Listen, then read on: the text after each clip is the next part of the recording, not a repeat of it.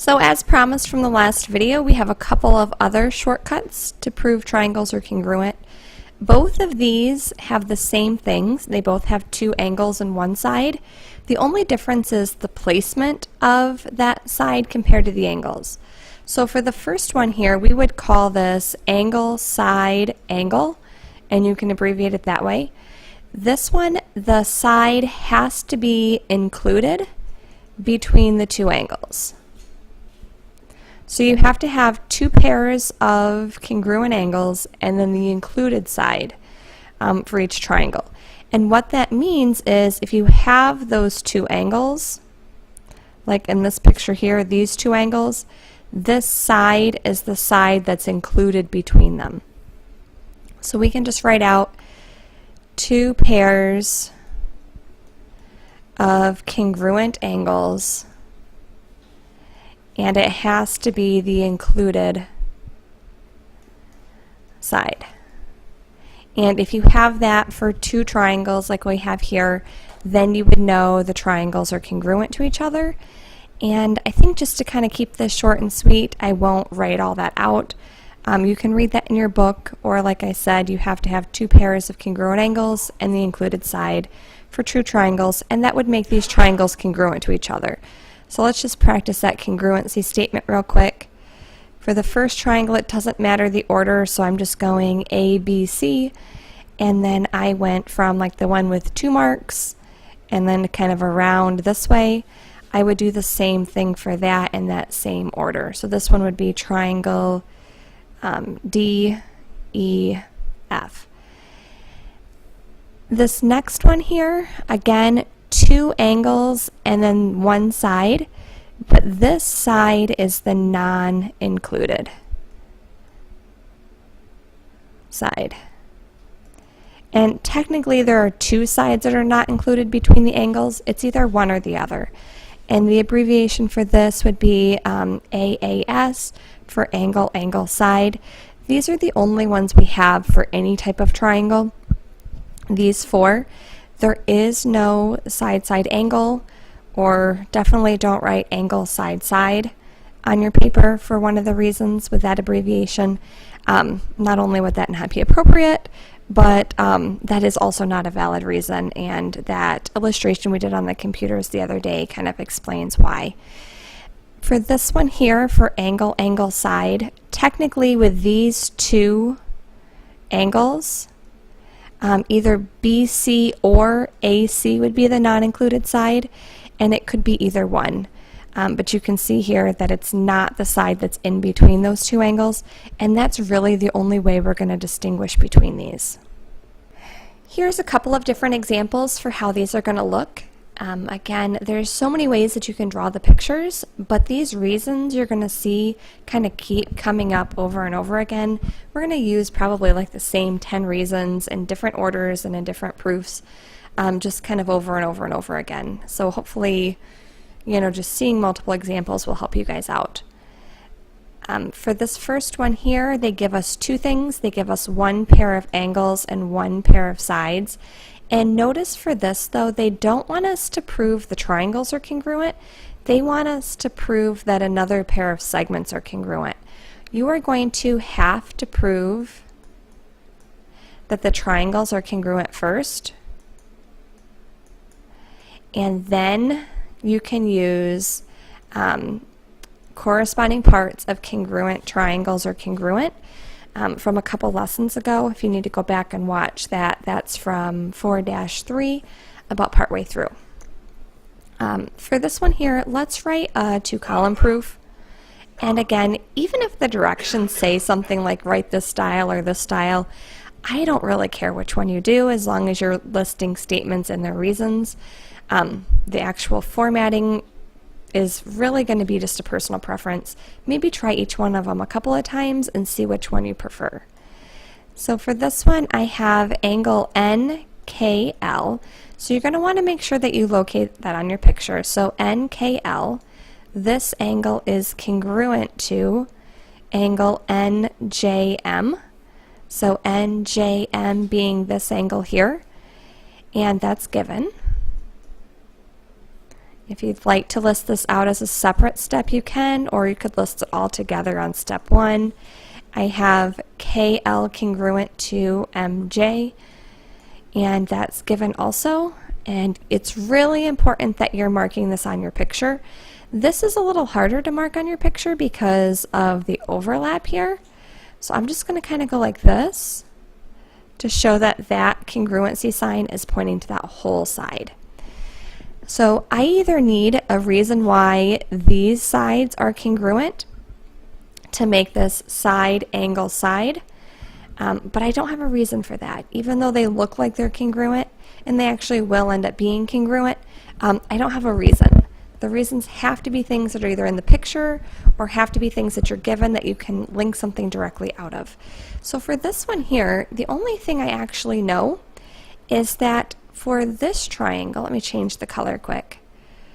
For this triangle, and this one also, do you see how that they share this same angle here for each of those two triangles? Angle N is the exact same angle in each triangle. So I can say that angle N is congruent to angle N, and this is the reflexive property. Now you can see that I have an angle, a side, and an angle, and it's just really important that you figure out if this is actually, in fact, that correct order, angle, side, angle, or if this is angle, angle, side, because the order that you write them in the proof may not be like the same order that the actual answer is. So I want to say that these triangles are congruent, and in order to do that, I am going to first draw these triangles separate real quick, just so you can see where these congruency marks are. If I draw them out separate, probably should have grabbed my straight edge tool. Oh well. For this one here, I have angle J, and this is N, and this is M. So I have those segments and this angle congruent, and maybe you can already tell what this is going to be. We have L, N, and K. And for this, these were the angles that were congruent. So even though I put them in order of angle, side, angle just in the proof, that part doesn't really matter. It matters how it looks in the picture. So I know that these triangles are congruent because of angle, angle, side, and I need to list that out, and you are going to have to make sure that you have this right because you're not just copying it down, because this is not our final step of what we want to prove. So let's say that J, N, M, and your order for this could vary, but your order has to be the same as however you write it for this first one. So if I say J, N, M and go around this way, I need to make sure that I have the same corresponding angles. So in that case, it'd be K, N, L. Remember, though, I'm not done. I want to make sure I say why these additional segments are congruent. So I can say that LN is congruent to MN, and the reason for this is corresponding parts of congruent triangles are congruent, or CPCTC. This one here asked me to do a flow proof. Even though I wouldn't care, I'll just demonstrate it this way so that you can kind of see what's going on. I have QR congruent to ST, and they've actually already marked that on the picture for me. That's given. And then I also have some parallel lines. So RQ is parallel to ST, and that's given also. That's all I have. I have one pair of sides. I need to come up with some other angles or other sides. And looking at this picture, really the only other way you can tell other sides are congruent is maybe if you have like a definition of midpoint or something, or a bisector, or the reflexive property, but I don't have either of those. Even though it looks like maybe U is the midpoint of RT, I don't have that given, so I can't assume that. But I can say something about the fact that I have some parallel lines. That allows me to say something. Whenever you have parallel lines, there's a really good chance that you're going to be talking about some alternate interior angles. And in this case, it's easiest, I think, to see if you kind of draw a Z or a zigzag. you can tell where the alternate interior angles are. So in this case, R and T are alternate interior angles, and because I knew those lines were parallel, that lets me know that those are congruent. So I can say that angle R is congruent to angle T, and I'm going to write down if the lines are parallel, then alternate interior angles are congruent. And again, you have to know the lines are parallel first to go from that. I have one of two options now. I do have some other alternate interior angles that I could talk about, and I think I will do that. But I also have vertical angles here. So there could be some proofs that you could have like potentially two correct answers for, and I'm just going to choose one of them. So also because these are parallel, I could say that angle Q is congruent to angle S, and then for that same reason there, I could have put those in the same box. I was just trying to show you them separately with some different colors here. Now I have enough. I have two angles, two pairs of angles I should say, and one pair of sides.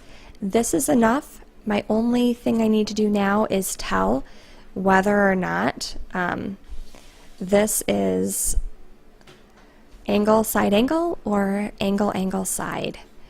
I can say that these triangles are congruent, so I'm just copying this down from where it says what I want to prove. And looking at this picture, I have this angle, and do you see that it's that side that's included in between them? Same thing on this side, I have that angle, and it's the side that's included in between them. So my reason is angle side angle, and that would be what I would write down if this is what I went with here. If I did, let me just erase this whole page real quick. I'm not going to write this whole proof out, but I'll just talk you through it real quick. Let's say that I said that these angles were congruent because they're alternate interiors, and then I listed these as being vertical angles. Well, for the same picture, the same information, this would no longer be angle side angle. This would be angle angle side. So it's just kind of depending on what you put as your statements and your reasons for exactly what the answer might be.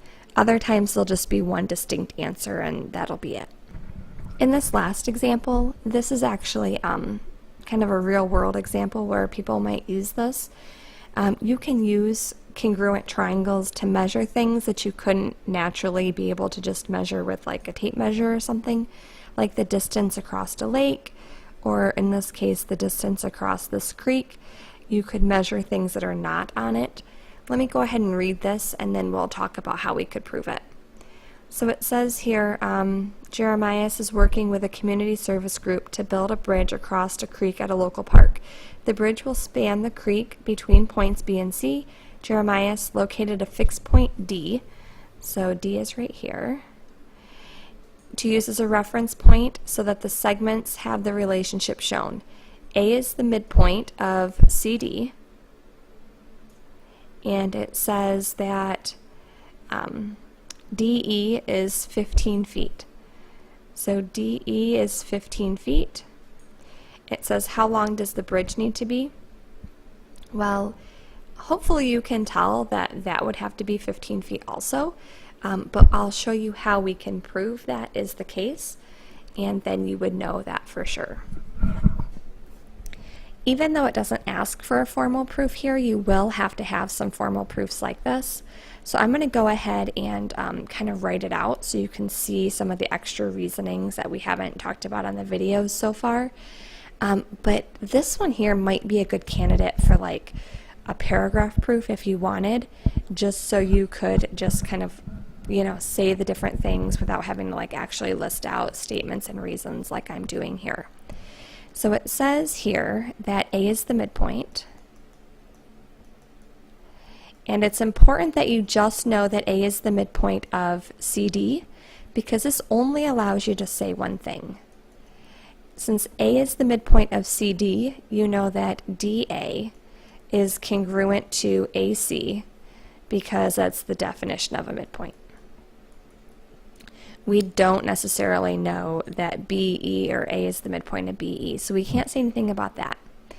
Another thing we have here is we have some vertical angles. We have angle DAE congruent to angle CAB because those are vertical angles. So I can write out that's the vertical angles theorem. And looking here, I have one pair of sides and one pair of angles. I need another one, and that other one is going to be these right angles here. So I know that angle D and angle C are right angles. That's given to me in the picture. And this is how I'd want you to write it out if this were in a proof. I'm going to have you write out that angle D then is congruent to angle C. And the reason is because all right angles are congruent. And that gives me my extra pair of angles. So if I kind of blow up that picture, it looks something like this. A little sloppy, sorry. We have this. Looking at this, I have an angle, and this is the side included. So these triangles would be congruent, and you would be writing those out because of angle, side, angle.